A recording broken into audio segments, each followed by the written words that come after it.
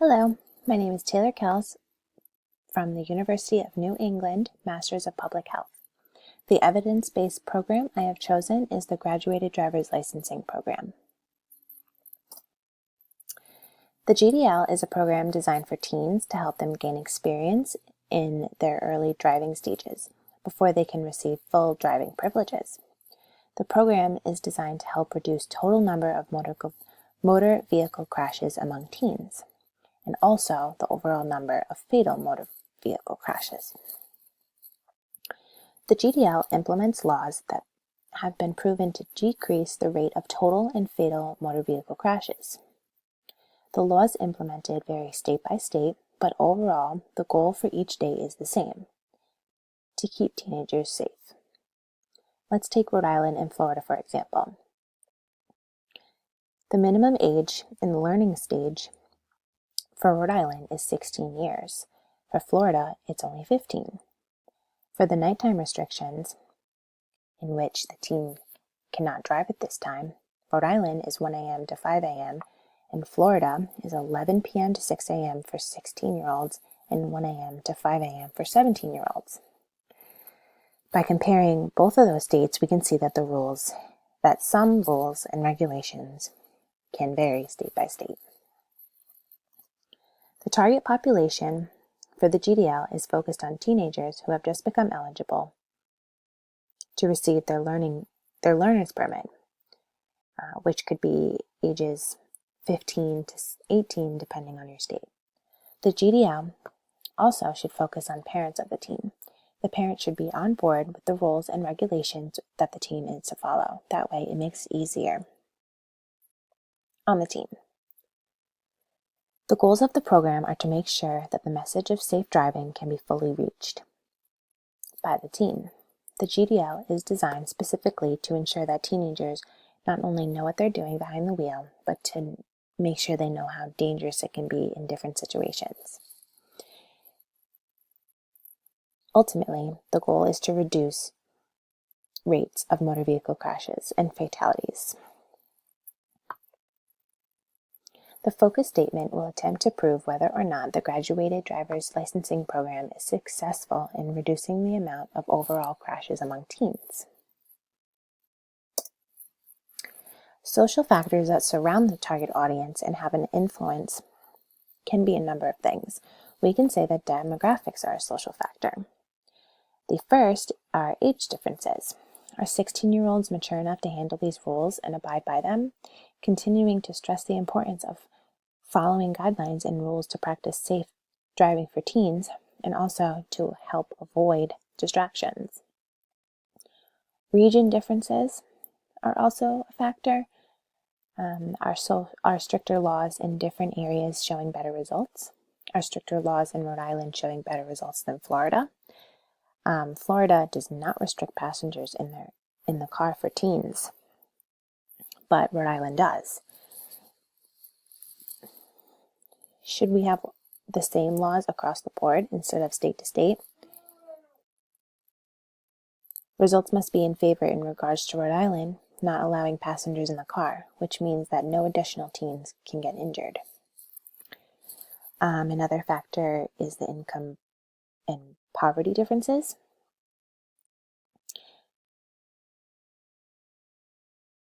The GDL focusing mostly on teenagers who have access to receiving their license, a car, and support from their families. Many teenagers do not have access to these luxuries, but making sure that kids still get the information that they need when the day comes. Making sure that the statistics of the teen car crashes is raw and unbiased information, and that the states are from all across the country instead of many rural areas.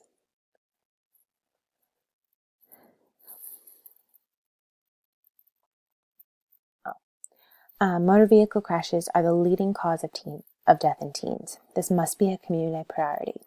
Is having state-by-state legislation a flaw? Looking further, is having different state rules and regulations regarding the GDL proven to be beneficial for that state? There are many key players that each had a specific role in developing the Graduated Driver's Licensing Program. Since there is no national graduated licensing law, each state is required to implement their own. All states take different approaches with generally the same components. The components include minimum age, minimum number of hours of supervised driving under the learner's permit stage, minimum age to obtain intermediate license, passenger restrictions, and more. The rules are skewed to the state's liking and require something different, with added restrictions such as texting and driving and seatbelt requirements. Each state works with their Department of Motor Vehicles to implement laws that they think will work best with their state. Some laws may be stricter due to a higher number of teens, and some may be more lenient. No matter the content, the laws help reduce risk of teenagers and motor vehicle crashes. The Center of Disease Control and Prevention plays a role in the development. They are looking out for the greater good of the people, especially teenagers and young adults. Parents of the teens are the most important stakeholder. Parents who have a clear understanding of the teen's requirements, like their curfew, can help the teen from getting their learner's permit revoked. The CDC website provides tips and tricks to help to keep the teens involved and the teens safe. They have provided a parent-teen driving agreement where you can state the clear expectations the parents have for their teens, outlining the rules and updating as the teen gains more driving experience. This is a great way for parents to keep up to date with the progress of their teen's driving, and they can feel better when they've received their full driver's license. Another external stakeholder is the teen's school. Having a supportive system in school can consistently express the importance of safe driving. Teens also can be influenced by their friends, especially when starting to drive. It may not be the cool thing to follow the rules. Friends are considered a stakeholder because of how influential they are in a teen's new chapter of their life. Driving can be scary and overwhelming, and for someone who just started, it can't help to have friends who can be distracting and unhelpful. Community resources used to develop this program would have to be the number of teens in the community, but also socioeconomic factors. A state with stricter laws is more likely to be located in rural areas where families can afford to pay for another car and insurance. A state with more cities and more public transportation options may have more lenient laws because of the number of teens who are actually driving. The community plays a strong role in developing state-by-state laws. The program is funded through grants through the state. Each state was awarded a grant to support the program when it first implemented. The individual's insurance agencies play a part as well, providing coverage for the teen if they were to get into an accident. Although insurance does not directly relate to the program, the teen is more likely to drive safer with less risk of an accident. Insurance is known to hike up their prices after an accident, but with the GDL in place, the teen is driving on the road safely.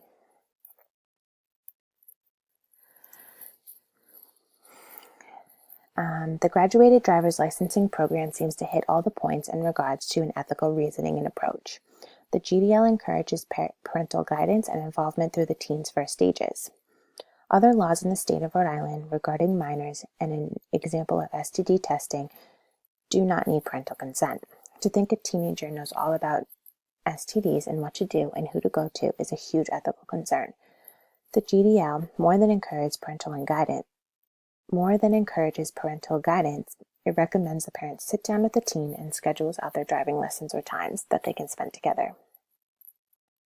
Teenagers can also be known for their bad decision-making skills and not always being able to tell between right and wrong. Teens can be easily influenced by their peers, thinking they are always right, not know the rules, or their parents. A teenager needs more time to understand the importance of some tasks, while also not jumping to conclusions. The GDL was designed for that very reason. Teens overall just need more time to fully develop. The concern here justifies that the GDL is enough time for the teen to develop the skills for driving on their own. I believe the community and parents are thrilled there are rules in place, but the teens that have to follow the rules may be the ones opposed. As we are all Once teens, sometimes we always think we are right and know everything. Having the laws like the GDL in place ensures safety in not only the teens driving, but the community around them. Teenagers today are very social, always texting, always on the phone, driving with too many people in the car. In the beginning, stages can be extremely distracting. Some states implemented the rule of not allowing teens to have more than one passenger in a car at a time. 15% of all teen crashes that involve driver distraction are interacting with one or more passengers.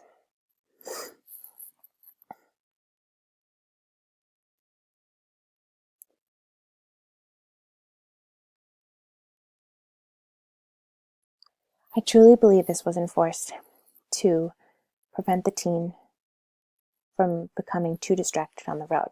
This is a factor that was developed with the safety of not only the driver in mind, but the passenger as well.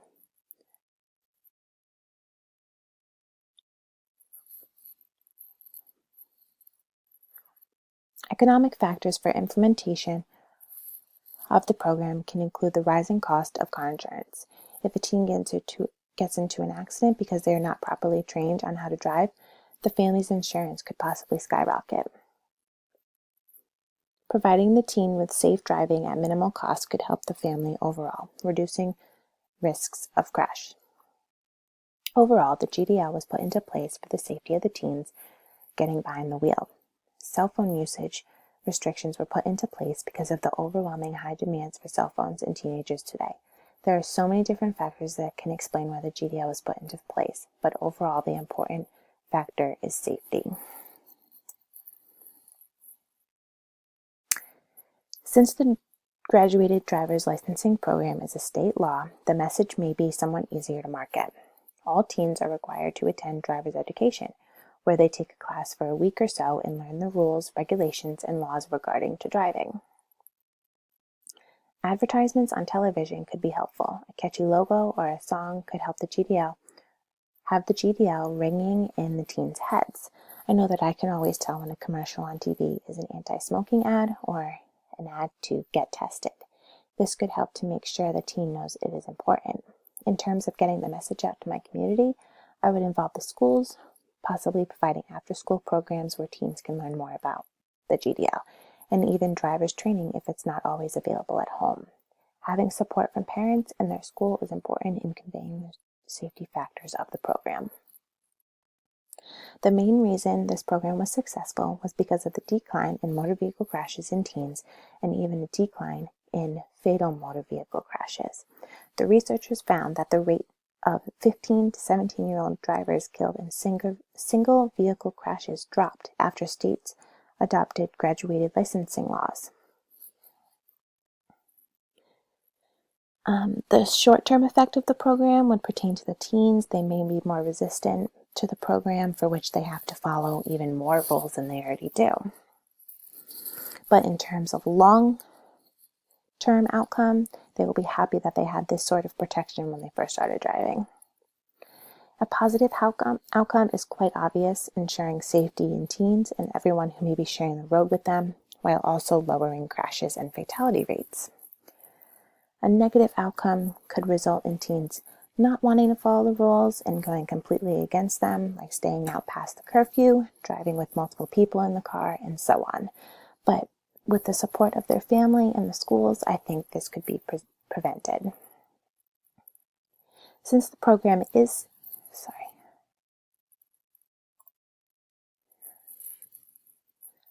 Since the program is state law, they know how to handle the program across the large amounts of people and communities.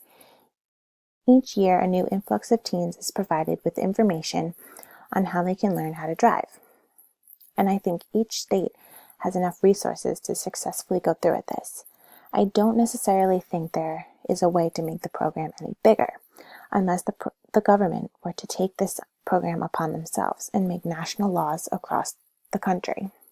Each state seems to be putting the program to good use, properly addressing the importance in which is resulting in positive outcomes, less crashes.